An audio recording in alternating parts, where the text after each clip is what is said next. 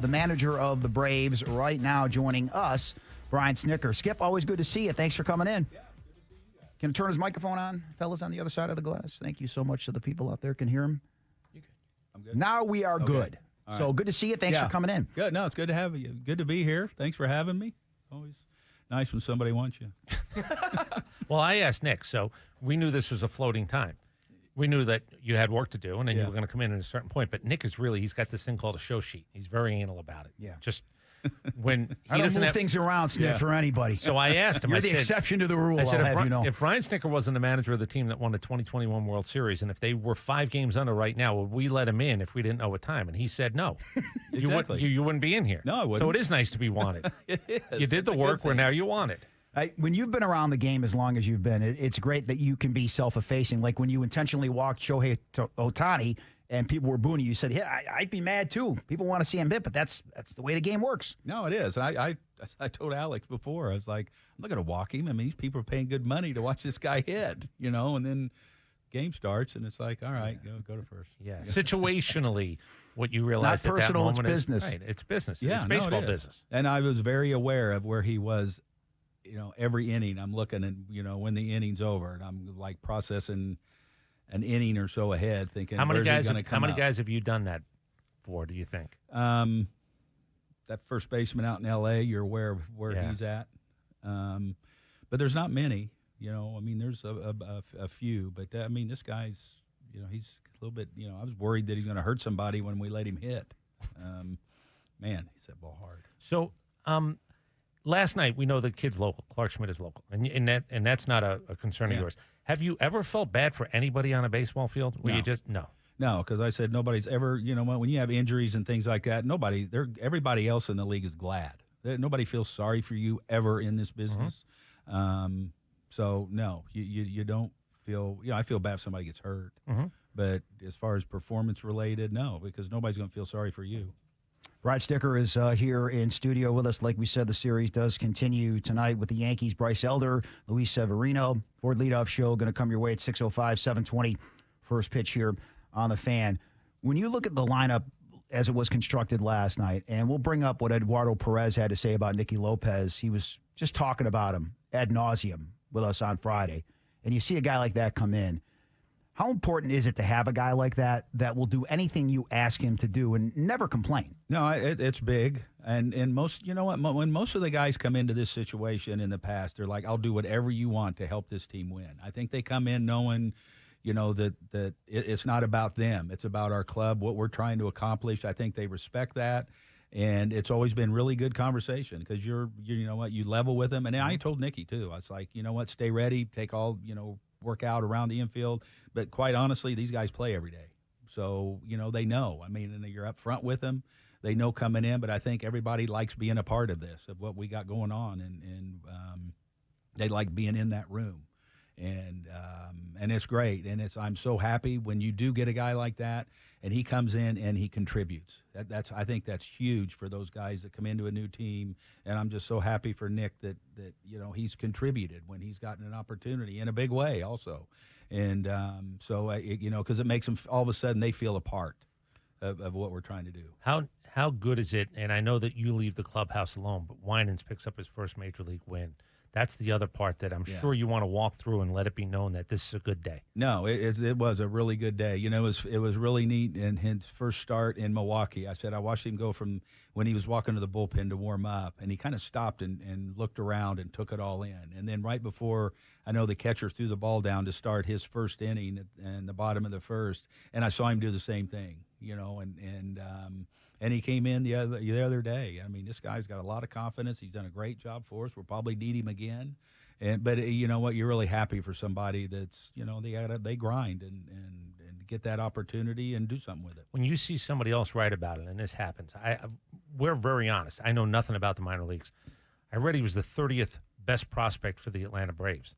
And I'm wondering who the hell are the other 29 after watching him pitch the other day. Yeah, do you sometimes look at those lists and go, come on? I don't look at those lists. I don't know who our one through whoever is, honestly.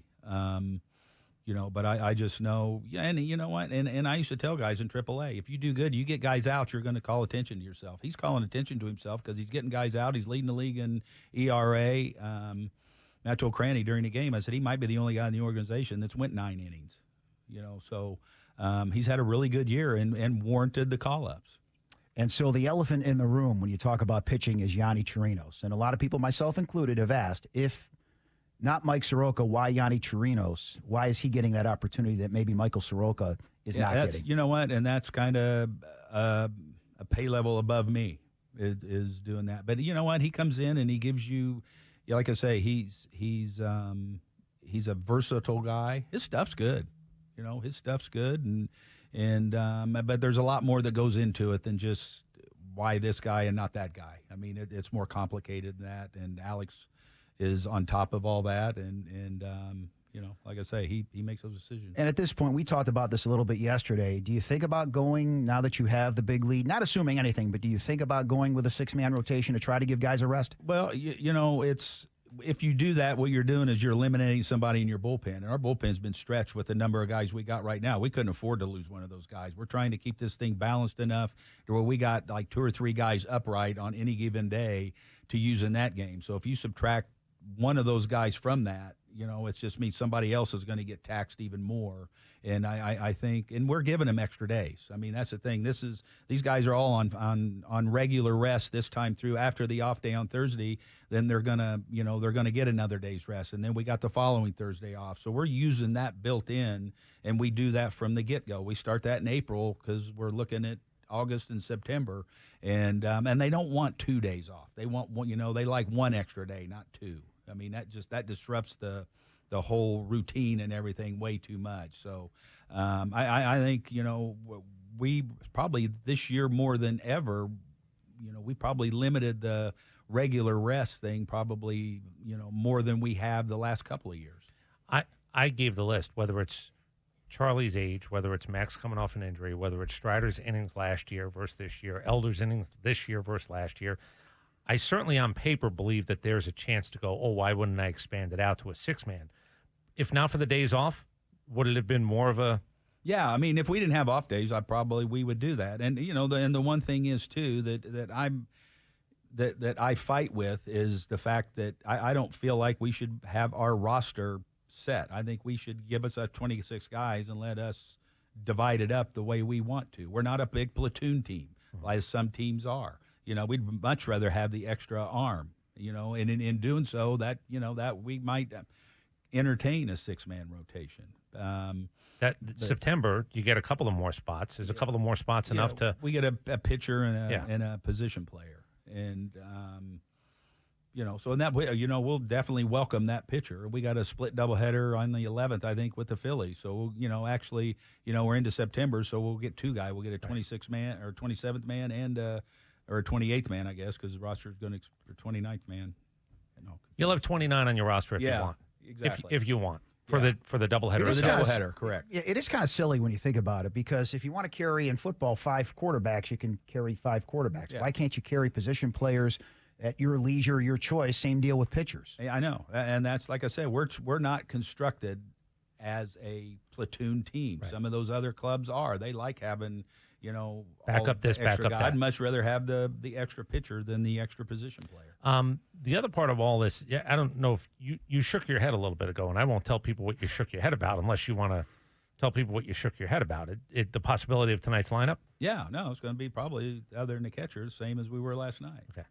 Yeah, because Vaughn Grissom's up. We do have the official lineup. He's coming up, and which is going to be great. Now we probably have a little platoon there at second base.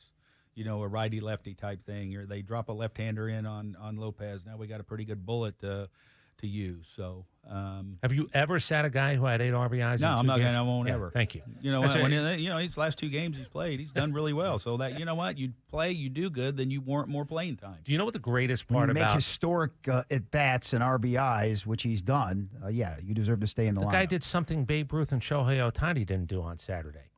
He was 4 for 6, and he pitched in the game. Yeah. And he had the hits and the RBIs. Ruth and Ohtani never did that. If you took that guy out, I got to be honest with you, I'd walk up to you and go, what the hell's going on today, Snit? Yeah. I mean, so we're good that way. And it's good. I love having the option of having, Vaughn's been doing really well in AAA. Yeah. I mean, he's on fire right now, and that's going to be a good asset to have. If a 9-hole hitter in the world of no DH goes 2 for 4, you go, okay, not bad. But if there's nobody on base, he's just 2 for 4. The beauty of this team, 7, 8, 9 last night, it was screaming.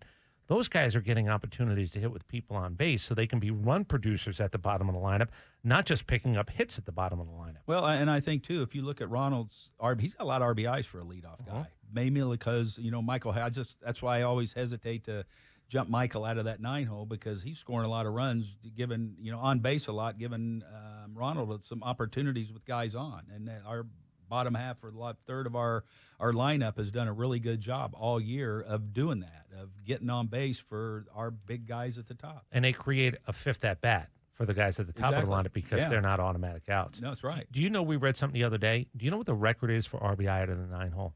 The record. It's a mind-boggling number. Kevin Elster had 93 RBI. Wow. 93 from a 9-hole hitter. So when you talk about, look, it's happened, there have been blips of it, but when you're consistently good 7, 8, 9, what you're doing is you're just rolling things around, right? Like you say, it's back in the days of the pitcher hitting, that 8th guy that could turn the lineup over was invaluable. With that 2-out hit to get the pitcher up there. Now you're starting the inning with your leadoff guy.